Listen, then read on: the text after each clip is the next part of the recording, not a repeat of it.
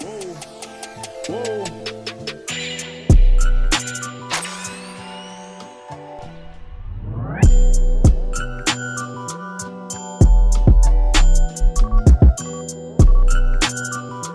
Alright, so I've been working on the car and I got some of my harness installed, which I'll show you guys right now. I bought this used, I wasn't paying attention, and I got the clip-on ones. So I had to purchase a couple of eye bolts. The first one just replaces the seatbelt bolt. That way I can just keep the stock seatbelt because this is what I'll be using when I'm driving on the street. Probably if I do a little bit of drift on the street, I'm gonna use this still. This is just for events or if it's required, because some events require you have a harness with a bucket seat, or they recommend it. So just to save a hassle, I'm gonna install the harness, even though I like the OEM seatbelt a lot better. In the back, there's like 4 bolts for the back seat. 2 of those on the driver's side I filled with eye bolts and then just had the harness clip in like that. For this side, this is the side that's kind of annoying. So what I'm going to do is I'm going to drill a hole in the floor, and then we're going to use a washer like this and a long eye bolt, obviously, and a nut. Oh, sheesh. We're going to sandwich it, and that's going to be the last eye bolt for the harness, and the harness will actually be finished installing. We got a couple more parts that I'm gonna show you guys. These are some floor mats that I waited like 3 months to get. It took forever. And then we're gonna finish the harness for the headlights because I'm running a clutch fan. So the clutch fan circuit is gonna turn into this circuit for another headlight bulb. And once we do that, we should be able to put the dash back in because we're not adding anything else besides just the headlight circuit. I'm not sure if I can get it all done today, but I'm gonna try and knock out what I can. I'm gonna get ready to drill this hole in, which is gonna be kind of sketchy, but we'll get it done. Hopefully it's not too hard. And we'll put the last eye bolt in and finish up this harness.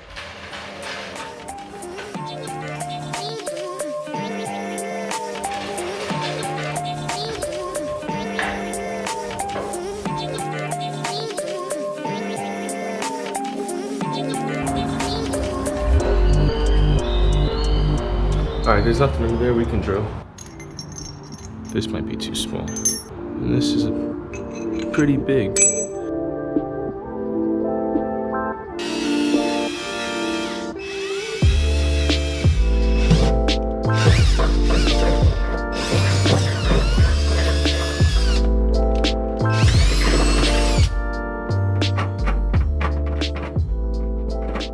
So that looks like a pretty decent spot for the eye bolt. We finally have the harness finished installing. This will come in and over. Yeah, it's pretty good.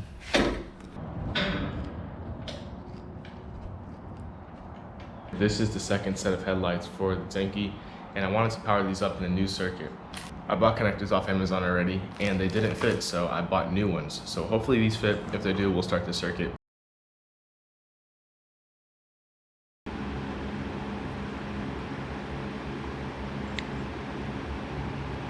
This one has 1 line, this one has 2.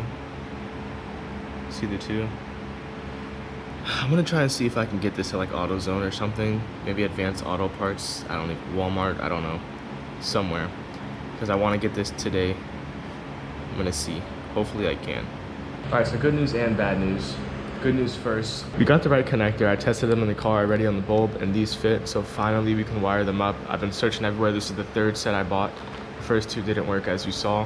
The bad news is I didn't realize, but the engine out, I just have all the harnesses kind of thrown everywhere, so I'm not gonna be able to really make the full circuit and really route and organize the lines, like the wires for the headlight circuit I'm doing.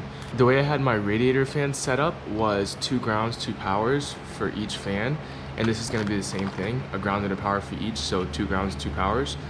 I'm just gonna keep that same fan circuit, but I'm gonna move it around on the fuse and relay panel, so I just hit 1 switch to activate it, because I don't want to have to hit 1 switch and then lights come on and then another switch to turn on some more lights. So I'm gonna go inside, figure that out, and then I'll do this when the engine's actually in so I can route it very neatly and stuff. All right, so this is the fan circuit, and you can see I have 2 powers and 2 grounds. This is just to hold them together. And then up here is where I do my splices to make it quick disconnect, which I'm gonna cut right here. And then it's done from there, and that'll be the new headlight circuit. All right, so I'm just gonna like look at this, think a little bit, and figure out something an easy way to route it without it being complicated or using a relay that we don't have to. Then I did want to put lights in the car.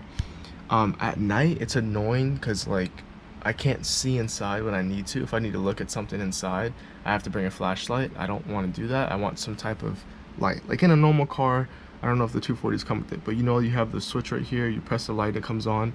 I'm thinking of buying like a power and ground wired up like LED strip that I can just stick right here, and then on the ground wire of the LED strip, it'll go to here, and then there'll be a switch, and I'll put that on the panel with all the other switches that like presses in and stays, and then presses in and turns off. So I'm gonna have one switch that turns on 4 relays. 3 of the relays will be for the headlight circuit. This one will be for the interior lights, and then this is gonna have a separate switch on the panel on the ground side of it that will turn it on and off when the headlights and the taillights are all switched on.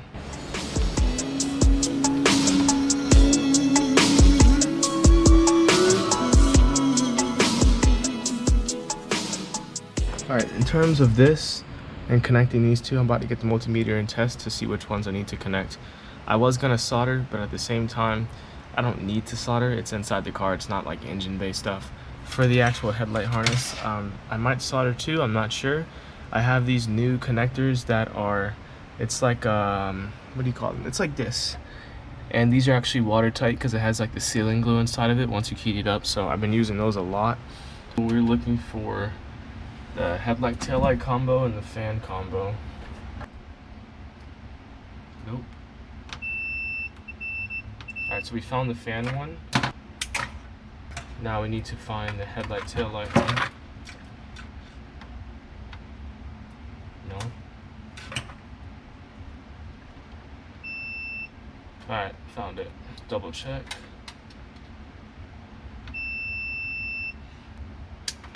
I'm gonna just double check the other one more time.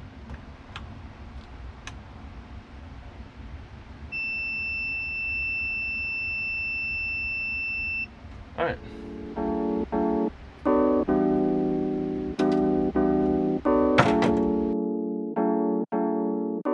I'm just gonna use one of these because I don't have the right size, and then 2 wires, these ones that we twisted together, are gonna go into it.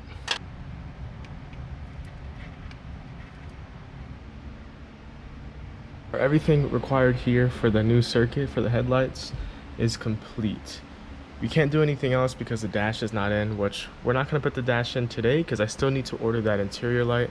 Obviously run it through this pillar here, wire it up and everything. And then after that, we're going to be testing all that to make sure it's good. Then the dash will go in last. So these are floor mats just for the driver and passenger side from P2M. Ordered them off in Juku. They were on back order from the actual company for a while, so it took around 2 months to get them, but they're finally here.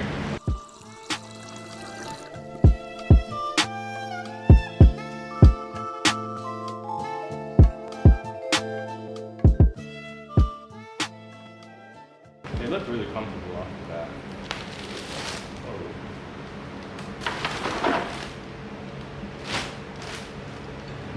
They look pretty sick. It's the checkered pattern. It's pretty thick carpet. Not like super thick, but pretty decent. This is sick. They have like an actual plaque on the mat. That's sick. This looks like this is the passenger side, which I was worried this was gonna go up really far. I actually can't tell which is the driver's side versus the passenger side. The one thing that's weird is like in their picture, there is a heavy cutout for the lump you guys all know we have on our 240s. And this one doesn't have the cutout.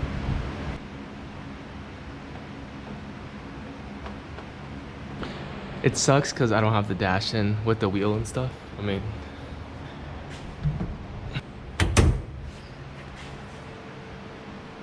I wish I could put the dash in. I'm still working on the wiring, but it looks pretty neat. It's gonna be a lot better to put feet on this instead of just the bare ground. Makes the car look more complete too, now that I have a little bit of the interior in. It sucks because the dash is not in. You guys will see in a further video. Once we get the interior light and we finish all the circuits, we'll be able to put the dash in, and I'll show you guys what it looks like with everything in the car, with the steering wheel on and all that. This is what I was worried about. I was supposed to do 3M, which would be like 3M on both sides with Velcro in the middle. That way I could pull the ECU off whenever, but I ended up getting like greedy, like a little eager. Ended up using straight double-sided 3M adhesive, which is like the really strong kind that I use to mount my gauges. They have not moved. And that ECU is basically hard mounted unless I want to rip it up with some of the overcoat I did on the paint. Like a mat is gonna go all the way to the front, all the way up there. And I got the ECU there, so I don't know how that's gonna work. LOL. It looks so good with both mats in. Like, I know the dash is out, but it looks so good. Bride seat, the harness is in, you know, everything's cooling. Got shirt's little banner, little mini Noburi. Oh, I can't tell you guys about that yet. You'll see in a future video. But damn, bro. The ECU's covered. Like, yes, that looks clean, having the ECU covered. But my passengers, I do not want their feet stomping on the ECU. I sat down in the passenger seat, and then I just realized something. Like, stepping on this is not that big of a deal. Like, the actual wires and stuff, I mean, it's protected, the mat's over it, so if you step on it pretty hard, you're not really gonna do much. I mean, I'll obviously tell my passengers, like, don't put your feet there, like, have them here, but it's not too bad. That was kind of sus. I'm about to sit on this side and actually, like, test with the harness and adjust the sides a bit. Round 2.